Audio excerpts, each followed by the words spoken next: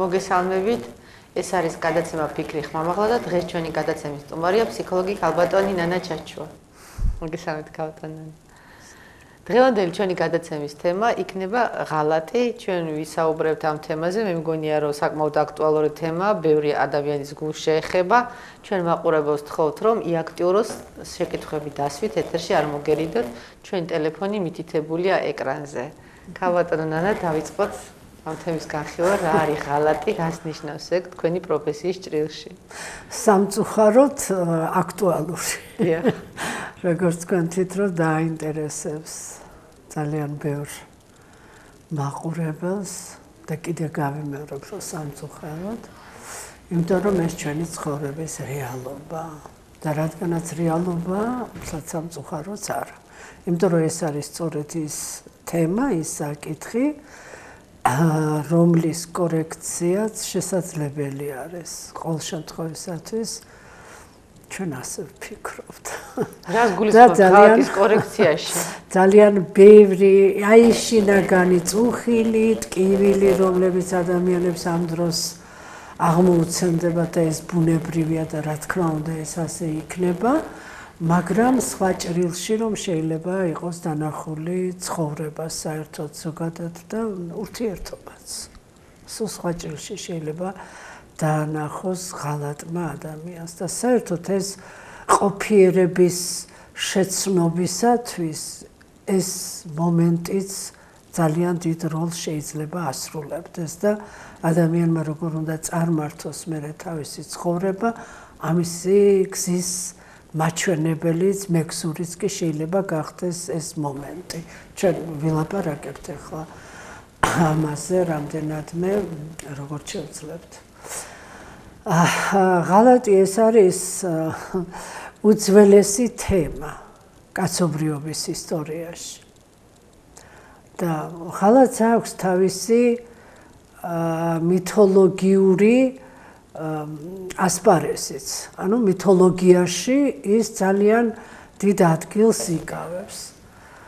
ახლა ყველაზე მეტად მითოლოგიები, რაც ჩვენი კულტურისათვის არის ცნობილი, იმიტომ რომ არსებობს ინდური მითოლოგია, ჩინური, საერთოდ ზოგადად აღმოსავლური, დასავლეთის სხვადასხვა ქვეყნების, მაგრამ ძირითადად თანამედროვე კულტურა და უფრო ევროპული კულტურა ძალიან კარგად იცნობს ბერძნულ მითოლოგიას. და აი ბერძნულ მითოლოგიაში აი ეს წყვილი, ზევსისა და ჰერას წყვილი. ხო აი სულ ამ ზევსის ღალატებითაა სახსოვი. რო არა ზევსის ღალატი ნახევარი პანთეონი არ იქნებოდა. არ იქნებოდა ალბათ, ხო. და ამ დროს ჰერა არ არის პირველი ცოლი ზევსის, რომ რაღაცა ეს განსაკუთრებული პრეტენზიები ჰქონდეს. ზევსი ჰერა არის ერთ-ერთი ცოლი და მთავარი ცოლი. ახლა ათენას დედა იყო ზევსის პირველი ცოლი. მე მოდის სხვა ცოლები არის და მათ შორის არის ჰერა. მაგრამ ჰერა იცვლება მთავარ ცოლად, ის არის ძალიან ძლიერი და მისი ასე ვთქვათ როლი და ადგილი ოლიმპოს მთაზე განუზომლად დიდია.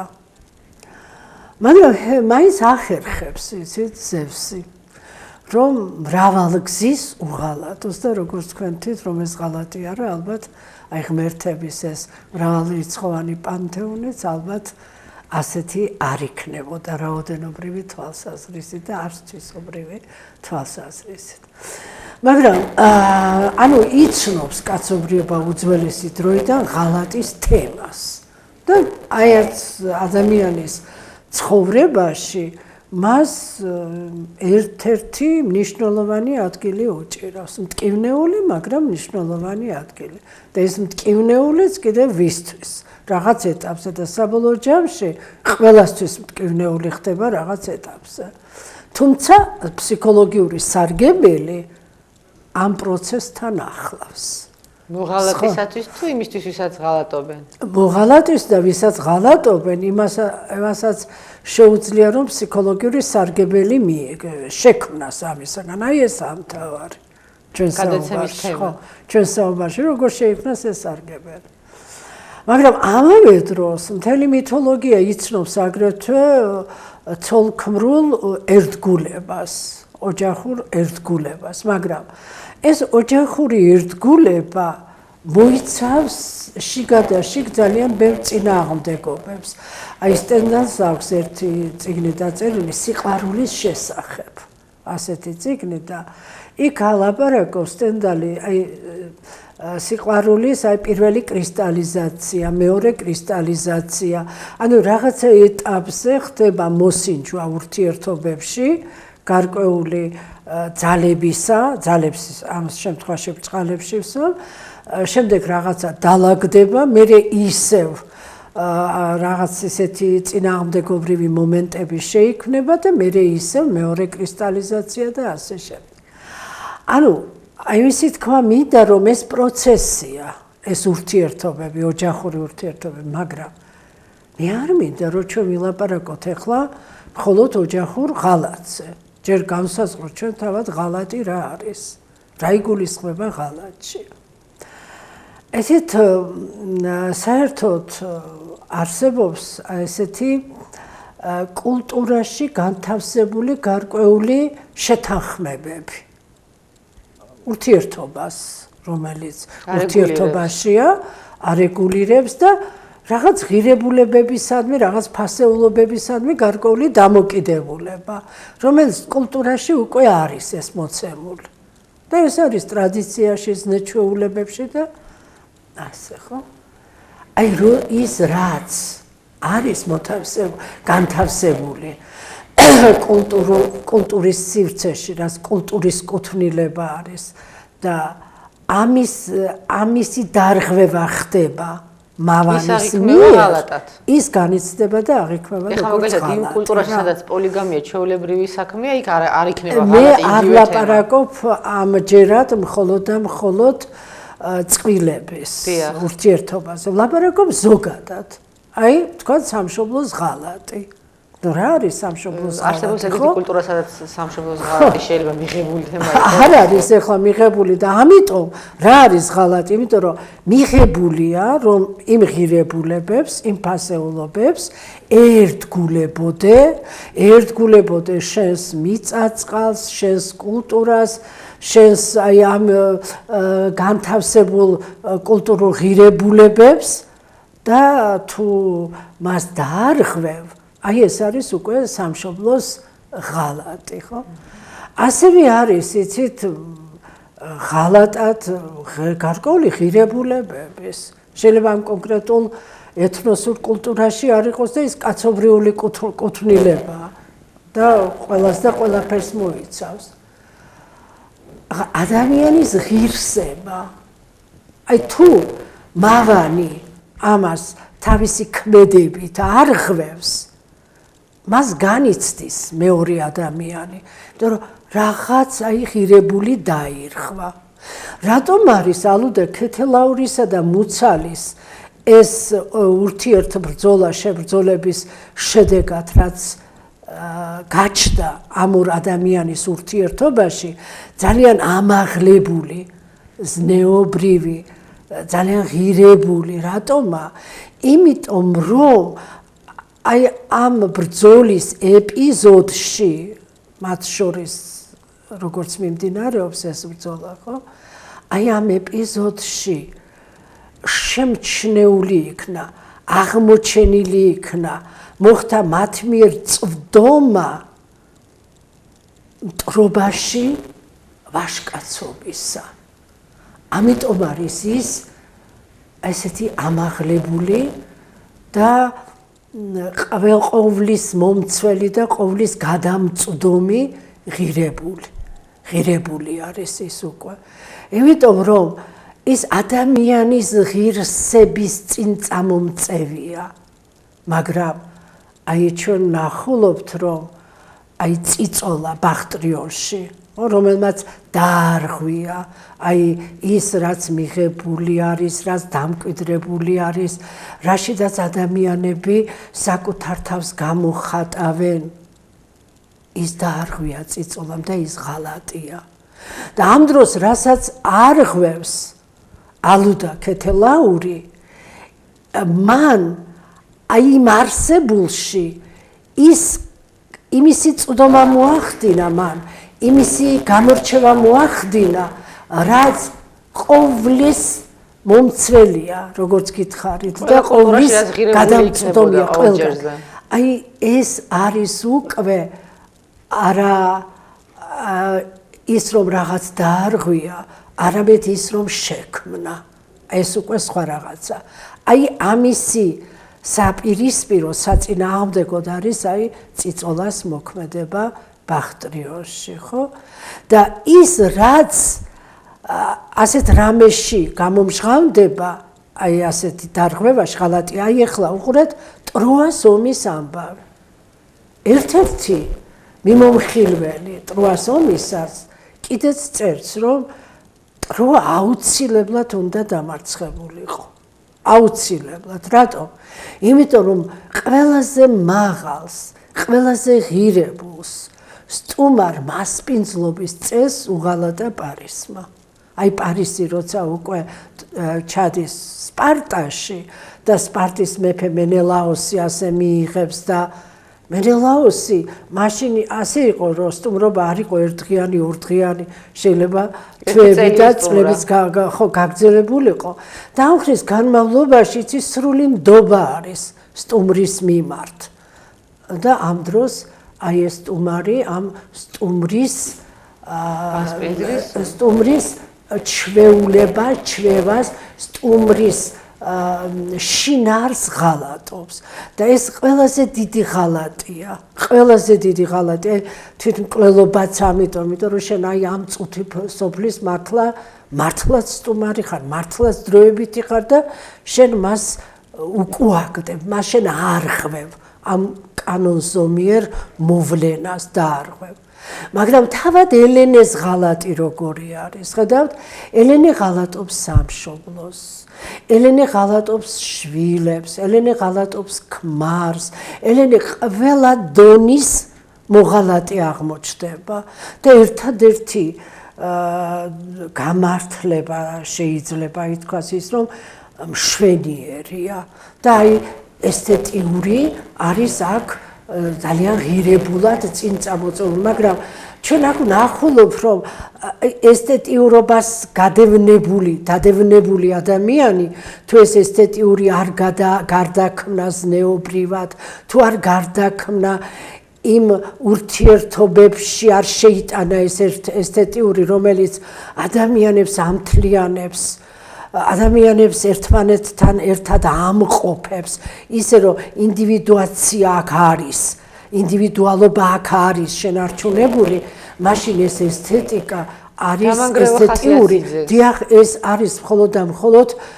ბავშვის ქცევა, სიამოვნებაზე აგებული პრინციპი და ეს არის უკვე მე მინდა, აი ეს მხოლოდ. ამიტომ არის რომ დიახ, ტროას ომი დაანგრევს ტროას, დაანგრევს, იმიტომ რომ უპირველესი სტუმრობის ღალატი მასპინძლისა სტუმრის მიერ, აი ეს მოხდა, მაგრამ თავისთავად ცხადია, რომ ელენეც ბოლოს ტრაგიკულ პიროვნებად რჩება რა, როგორი არის, რომ აი ეს ყველაფერი ამ ღალატების, თუმცა ეს ღმერთების მიერ იყო გადაწყვეტილი იქ, რომ თავით იყო გადაწყვეტილი. ეს საკითხი. მაყურებელი ყავს ეთერში და ჯერ მოусმინოთ, გისმენთ თქვენ ეთერში ხართ?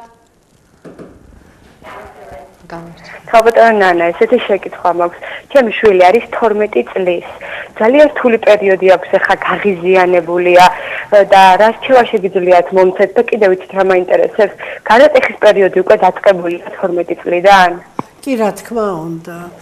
რა თქმა უნდა, რომ ეს ასაკი დაწყებული არის, ეს ურთულესი პერიოდი არის ფსიქოსოციალური განვითარების თვალსაზრისით და აი ამ რთულ მომენტებს არ უღალატოთ.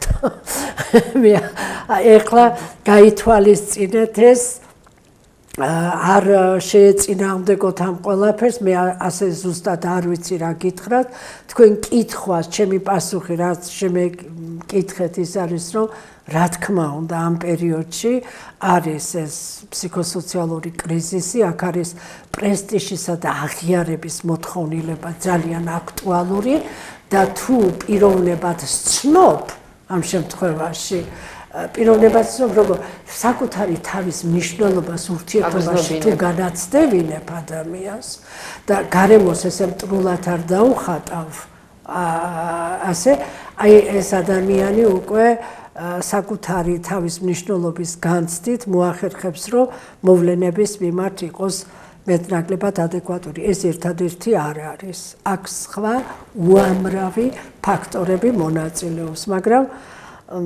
ჩვენს აი შინაგან სურვილებს ზე მაღლა აქ უნდა დავდგეთ ის რომ არ ეღალატება სწორედ ამასაკის იმ თავისებურებას რომ აქ არის დიახ პრესტიჟისა და აღიარების მოთხოვნილება აქტუალური.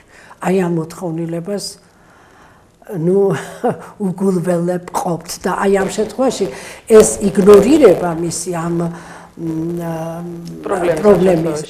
პრობლემის ამასაკის თავისებურებებისა ეს იქნება სწორედ ის რომ ჩვენ დავარღვევთ იმ კანონზომიერებას ვეცდებით დარღვევას ის არ დაირღვევა რაღაცაში სხვა ფორმაში და ეს ფორმა შესაძლებელი არის რომ იყოს უკვე რაღაც გარკვეული თვალსაზრისით ასოციალურიც.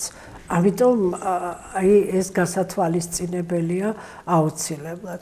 ჩვენი გადაცემის თემას დაუბრუნდეთ ჩვენს თემას და ძალიან საინტერესო არის კიდევ აი ხო, ანუ ღალატი ყველგან და ყველაფრის მიმართ შესაძლებელია განხორციელდეს, ადგილი ჰქონდეს ღალატს, იქ სადაც არის გარკვეული ჩამოყალიბებული უკვე ეს მიმართებები. ნახეთ როგორ არის ალუდასთან ღალატა კი არა პირიქით.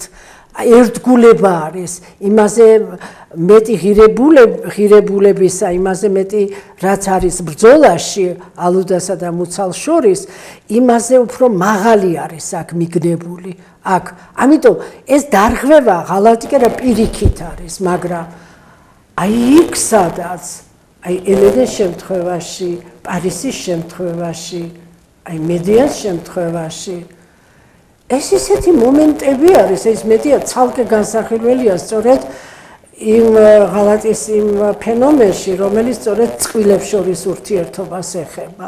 ნუ პრინციპში მედიამაც სამშობლოსაც უღალატა. ხო, ეს თავია, ხო, მაგრამ აი ნახეთ როგორ არის, რომ ეს ძალიან ფართოცნება, ეს ყველაფერში შეიძლება. აი დაუშვათ, რომ მე თქვენგან ვარ აქ დღევანდელ დღეს მოწვეული. მე გითხრათ, რომ კი მოვალ, მაგრამ მე აღარ მოვიდე, ხო? ღალატია ეს. ანუ ხედავთ რა არის აი ღალატი ყველა იმ შეთანხმებას, რომელიც კულტურაშიცაა განთავსებული, პირად ურთიერთობაშიცაა განთავსებული, ღალატია ეს ყველაფერი.